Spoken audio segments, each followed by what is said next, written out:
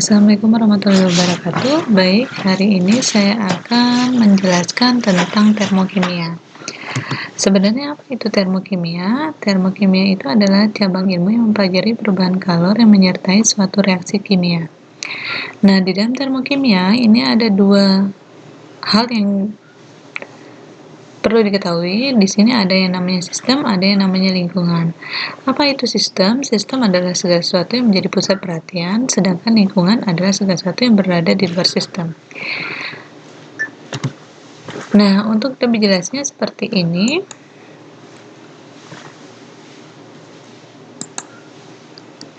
Nih ya. Nah, jadi yang mana yang sistemnya ini yang ada di dalam? Ini akan menjadi pusat perhatian kita. Kemudian segala sesuatu yang di luar, ini kita sebut lingkungan.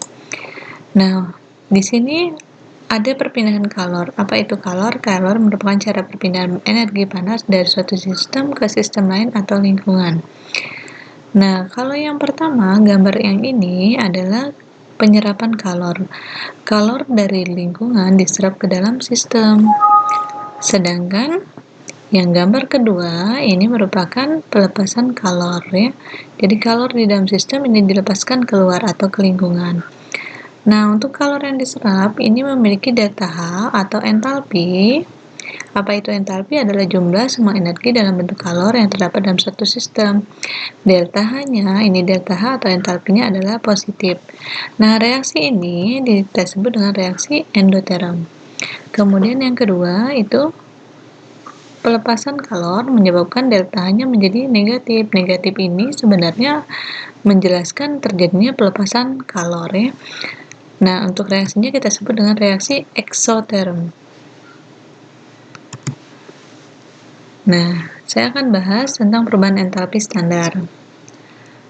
Perubahan entalpi standar itu merupakan perubahan kalor yang terjadi dalam reaksi kimia yang diukur pada tekanan dan suhu standar. Tekanan standar itu pada 1 atm dan suhu standar itu pada 25 derajat Celcius. Untuk jenis reaksi perubahan entalpi standar itu yang akan saya bahas ada 3, sebenarnya lebih dari 3, tapi yang akan saya bahas di sini hanya 3. Yang pertama entalpi pembentukan standar atau delta HF, kemudian entalpi penguraian standar atau delta HD, kemudian yang ketiga entalpi pembakaran standar atau delta HC. Baik, akan saya bahas satu-satu. Yang pertama, entalpi pembentukan standar delta HF. Ya, ini kalor yang melibatkan yang terlibat dalam reaksi pembentukan 1 mol senyawa dari unsur-unsurnya yang diukur pada tekanan dan suhu standar ya. Nah, misalnya nih NH3 ini dibentuk dari apa? Dari N dan H ya. Kemudian delta H-nya, reaksi ini adalah eksoterm, delta H-nya nilainya negatif ya.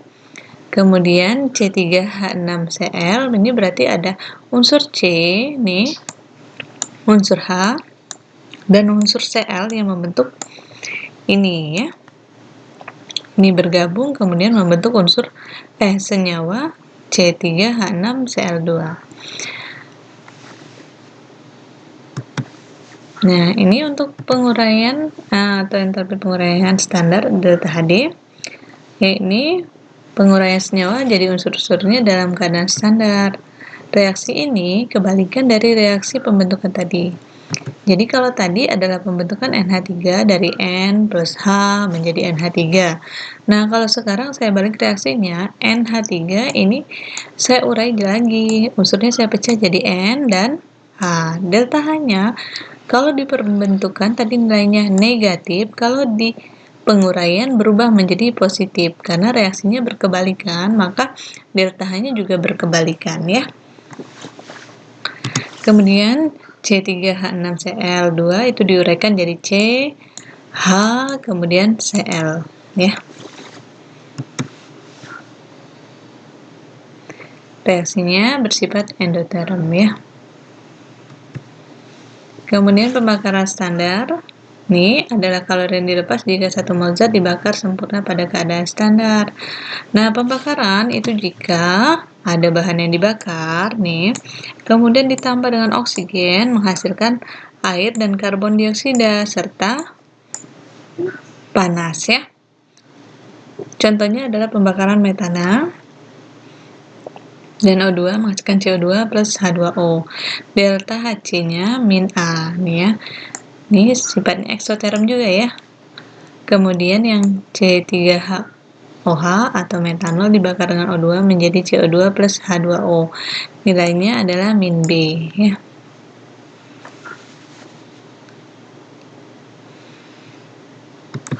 Nah, baik, kita lanjut ke latihan soal 1. Tentukan reaksi berikut pembentukan, penguraian, atau pembakaran. Saya akan bahas satu di sini, yang Na. Na plus Cl plus O2 menjadi NaClO3. Nilai delta H itu negatif. Nah, di sini ada O. Tapi lihat reaksinya, apakah ada hasilnya CO2 atau H2O? Tidak ada ya. Berarti reaksi ini adalah reaksi pembentukan ya. Jadi Na plus Cl plus O menjadi NaClO3. Silakan dicoba yang berikutnya, yang nomor 2, nomor 3, dan nomor 4.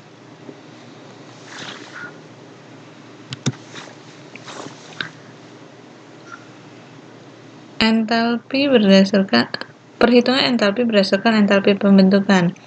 Nah, jadi sebenarnya untuk perhitungan entalpi ini ada 3. Ada yang berdasarkan energi pembentukan, kemudian berdasarkan hukum Hess, kemudian yang ketiga adalah berdasarkan energi ikat. Nah, yang pertama berdasarkan entalpi pembentukan. Perubahan entalpi ini dapat dihitung dengan mengukur selisih entalpi hasil reaksi dengan perubahan entalpi preaksi. Ini delta H produk min delta H reaktan. Produk itu yang mana? Yang sebelah sini nih. Nih, perhatikan. Yang ini namanya preaksi, yang ini namanya produk ya. Menghasilkan, berarti yang sebelah kanan adalah produknya. Nah, gimana jika misalnya yang ini nilainya diketahui adalah min A, ini nilainya adalah min B, kemudian yang CO adalah min C.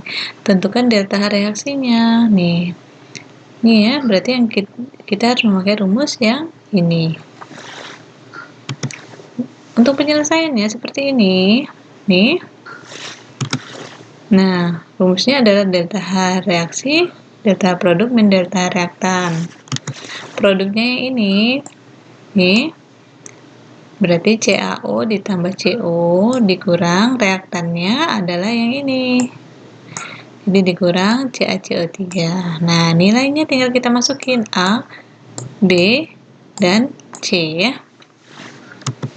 Maka delta H reaksinya min B, min C, plus A.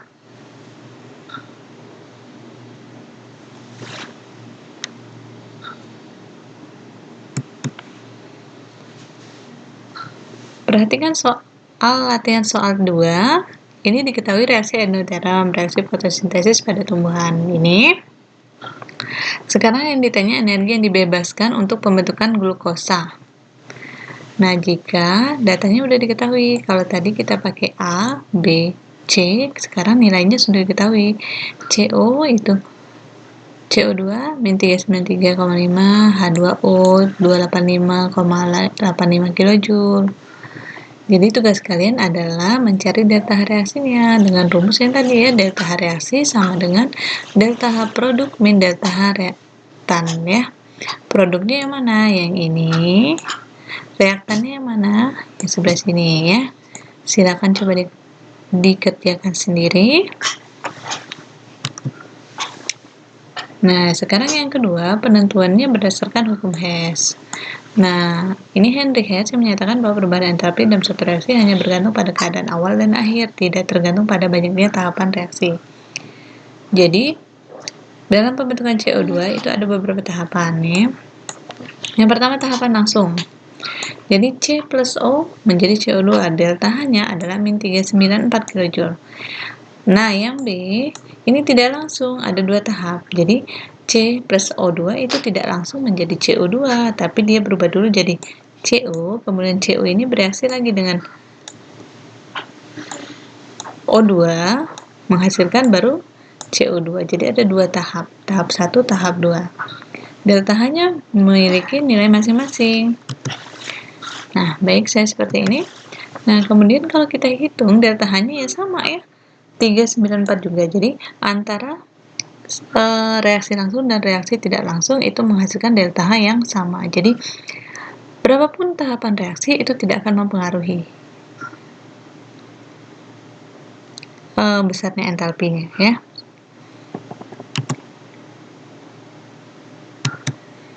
Nah, kalau saya buat dalam bentuk diagram seperti ini, jadi yang tahap langsung itu yang mana?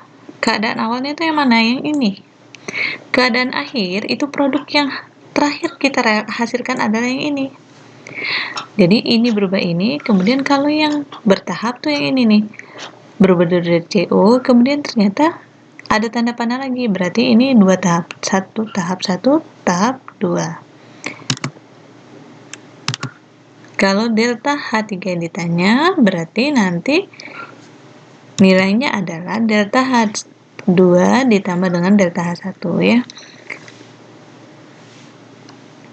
Maka nilainya adalah min 394 kJ. Ini delta H3 ya harusnya ya.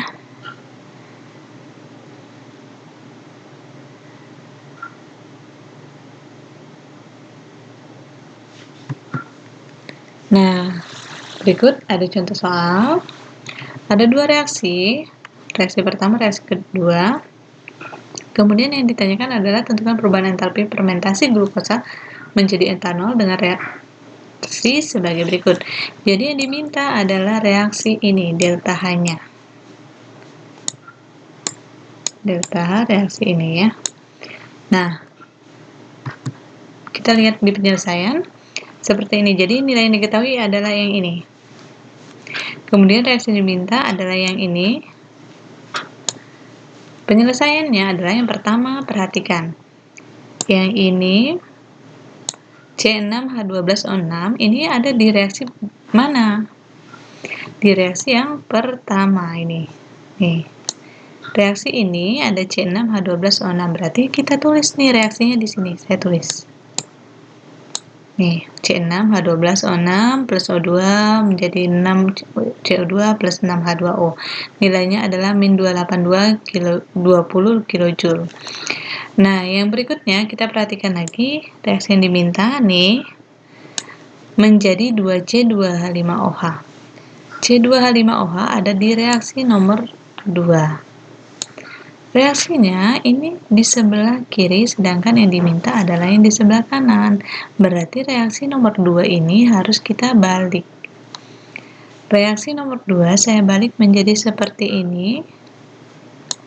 Nih, 2CO2 plus 3H2O menjadi C2H5OH plus 3O2. Nilainya berubah dari negatif menjadi positif karena dibalik.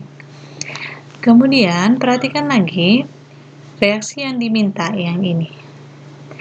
Ada koefisien 2, sedangkan pada reaksi kedua itu tidak ada koefisien 2 di sini. Berarti reaksi yang kedua ini harus kita kalikan dengan 2. Nah, reaksinya saya pindahkan ke sini, ini saya turunkan reaksi pertama. Kemudian reaksi kedua, berarti yang ini 2 kali 2, 4 CO2. 2 kali 3 berarti 6, kemudian yang ini jadi 2C2H5OH, kemudian yang ini kali 2 menjadi 6O2. Delta H-nya juga dikali, jadi plus 2760 kJ. Nah, sekarang yang saya coret adalah yang sama nih, yang ini dengan yang ini. 6 min 6 berarti habis, kemudian yang mana lagi? Sebelah kiri dan sebelah kanan ya. Yang ini dan ini ya, 6H2O, 6H2O juga habis ya. Nah, untuk pencoretan itu adalah pengurangan. Jadi kalau misalnya di sini 6, di sini 4, berarti sisanya di sini 2 ya. Yang soal ini kebetulan nilainya sama, jadi habis ya.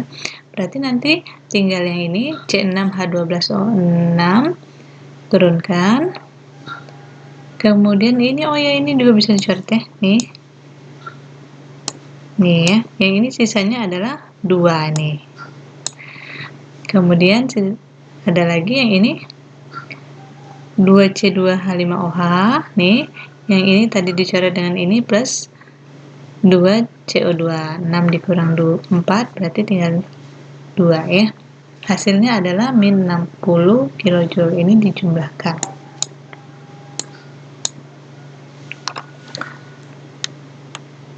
Silakan dipahami lagi.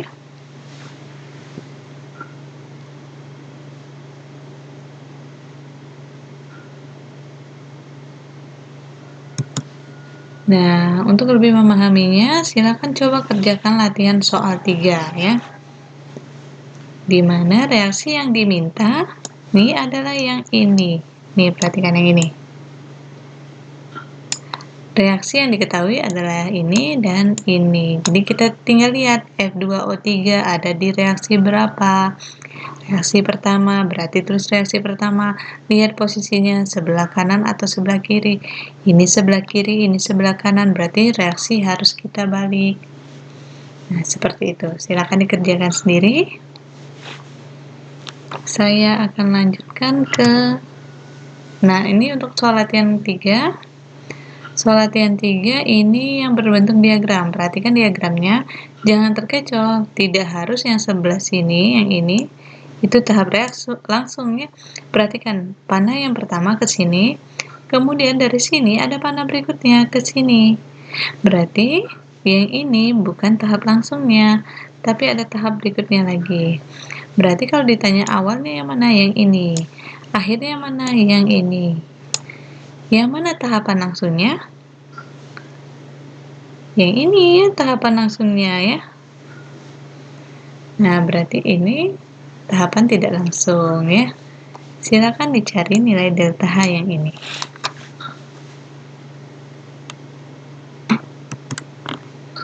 Berikutnya, yang terakhir adalah penentuan entalpi reaksi berdasarkan energi ikat. Energi ikat itu adalah energi yang diperlukan untuk memutuskan ikatan suatu molekul. Untuk rumusnya adalah delta H reaksi, delta H pemutusan, min delta H pembentukan. Pemutusan tuh yang mana? Yang ini, yang di sebelah kiri ya, jadi di reaktan dia. A plus B menjadi C plus D. Nah, pemutusan sebelah sini, pembentukan sebelah sini. Berarti nanti delta H reaksinya adalah reaktan min produknya. Nih, kebalikan dari yang tadi. Pemutusan min pembentukan. Nah, contoh soalnya seperti ini. Tentukan entalpi reaksi pembakaran metana. Nih, ada metana dibakar dengan O2 menjadi CO2 plus H2O. Yang diketahui energi ikat, jadi energi perikatan. Jadi C dan H-nya itu nilainya 415, C dan O-nya 799, O dan H-nya 463, O dan O rangkap 2 itu 495 kJ. Jadi kalau ada yang soal seperti ini, sebaiknya yang kita lakukan adalah membuat struktur Lewisnya agar kita tahu jumlah energi ikat masing-masingnya. Kita ke pembahasan. Nih penyelesaiannya seperti ini. Jadi setarakan reaksi pertama. Nah, ini sudah saya setarakan 2, 2. Kenapa harus disetarakan? Karena ini akan mempengaruhi perkalian di sini ya. Nah, berikutnya adalah kita ubah ke Lewis supaya kita tahu berapa ikatan C dan H-nya, berapa O dan O-nya, C dan O-nya berapa, O dan H-nya berapa ya. Nih, untuk C dan H ini 1, 2, 3, 4. Berarti ada 4 C dan H. Nih, saya tuliskan di sini pemutusan berarti di sini ya. Kemudian pemutusan berikutnya ada lagi O dan O. O dan O di sini hanya 1, nih 1. Tapi koefisiennya 2, maka koefisien ini dikali 1 O dan O. Dikurang delta H pembentukan. Delta H pembentukannya adalah ini sebelah kanan. C dan O-nya ada berapa? 1, 2 ya. Ada 2 C dan O. Berarti 2 kali C dan O, koefisiennya tidak ada. Berikutnya O dan H. O dan H ada berapa? 1, 2. Ada 2 O dan H nih. 2 O dan H. Kemudian ada koefisien 2. Berarti saya kalikan lagi dengan 2. Nah, kalau yang ini udah selesai, yang ininya tinggal masukin nilainya. Jadi intinya adalah selesaikan dulu persamaan ininya ya. Tentukan dulu berapa ikatan C dan H, OO, CO ya. Baru kalau yang ini sudah selesai, baru kita tinggal masukkan nilainya. Tadi ini sudah diketahui. Nanti kita dapat hasilnya adalah min 800 kilojoule ya. Silakan dipahami.